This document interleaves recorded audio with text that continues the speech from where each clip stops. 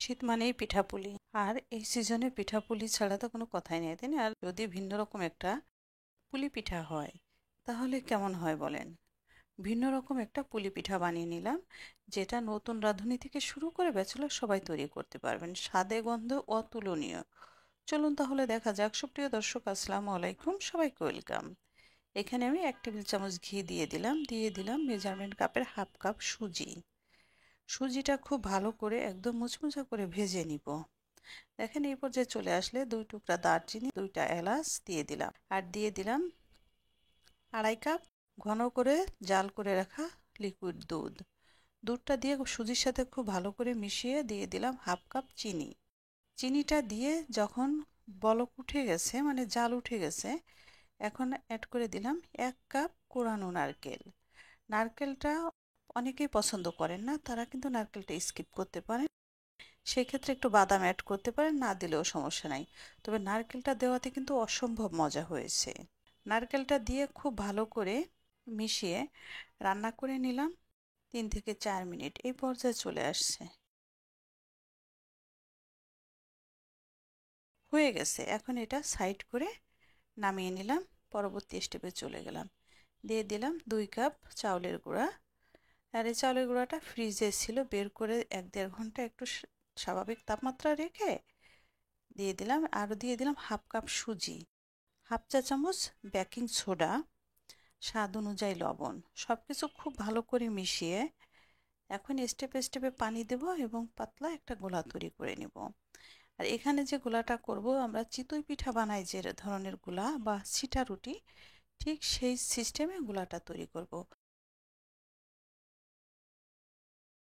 স্টেপে স্টেপে পানি দিতে হবে এবং গোলাটা তৈরি করতে হবে। আর পানিটা দিয়ে গোলা ঘন থাকা অবস্থায় হুইপস দিয়ে খুব ভালো করে নাড়তে হবে, এবং প্রায় 5-7 মিনিট নাড়ার পরে একদম ফেনা ফেনার মতো হয়ে যাবে। দেখেন এই যে এরকম। আমি হুইপস দিয়ে নাড়ার পরেও আবার মেজারমেন্ট কাপটা দিয়ে খুব ভালো করে আরও অনেক সময় ধরে একদম ভালো করে নাড়াচাড়া দিয়ে যখন একদম ফেনা ফেনা উঠে গেছে, পরবর্তী স্টেপে চলে আসলাম।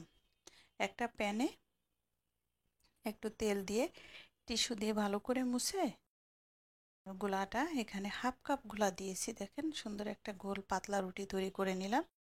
আর যখন এরকম এই পর্যায়ে চলে আসছে, এখন যে ফেনিটা রান্না করে নিয়েছি, অর্থাৎ হালুয়াটা রান্না করে নিয়েছি, হালুয়াটা দিয়ে দিলাম।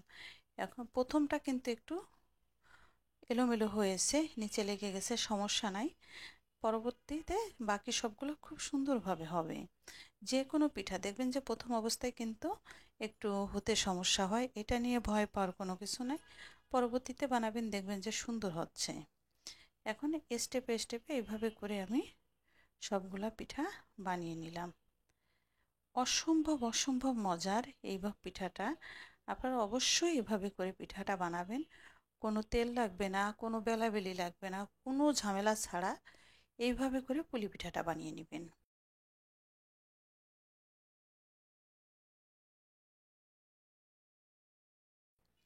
খেতে পুলি পিঠার থেকেও অনেক গুণ টেস্ট। আমি আপনাদের অনুরোধ করব, একবার হলেও বাসায় এই পিঠাটা ট্রাই করবেন।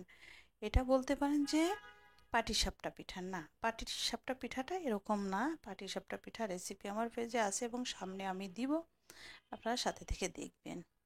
এইভাবে করে বেশ কয়েকটা পিঠা হয়েছে, মাত্র 2 কাপ চালের গুঁড়া আর হাফ কাপ সুজি দিয়ে। দেখেন, আর ফ্রাই প্যানে দেওয়ার পরে সুন্দর একটা জালি জালি রুটি হয়েছে, একদম মসৃণ সফট রুটিটা। এবং হালুয়াটা দেওয়ার পরে যখন ভাঁজ দিয়েছি, এটা একটা ভাপে আরও বেশি সফট হয়ে গেছে। অসম্ভব মজা হয়েছে। আমার ফ্যামিলির সবাই ভীষণ পছন্দ করে এই পিঠাটা। আমার বারবার করে তৈরি করতে হয় এটা। আশা করি আপনারাও তৈরি করে ফ্যামিলিকে খাওয়াবেন, সবাই খেয়ে একদম মুগ্ধ হয়ে যাবে। অবশ্যই শেয়ার করে টাইমলাইনে রেখে দিবেন। যারা নতুন, আমার পেজটা ফলো করবেন। ইউটিউব থেকে দেখছেন, চ্যানেলটা সাবস্ক্রাইব করবেন। একটা পিঠা একটু ভেঙে আপনাদের দেখিয়ে দিই, দেখেন কি চমৎকার হয়েছে। আর আপনারা চাইলে এখানে একটু গুঁড়ো অ্যাড করতে পারেন, তাহলে কালারটা আরও সুন্দর আসবে। আর একটা লাইক এবং কমেন্টস করতে কিন্তু ভুলবেন না। সবাই ভালো থাকবেন, সাথে থাকবেন, পেজটা ফলো করে চ্যানেলটা সাবস্ক্রাইব করে। সবাইকে অসংখ্য ধন্যবাদ। আল্লাহ হাফেজ।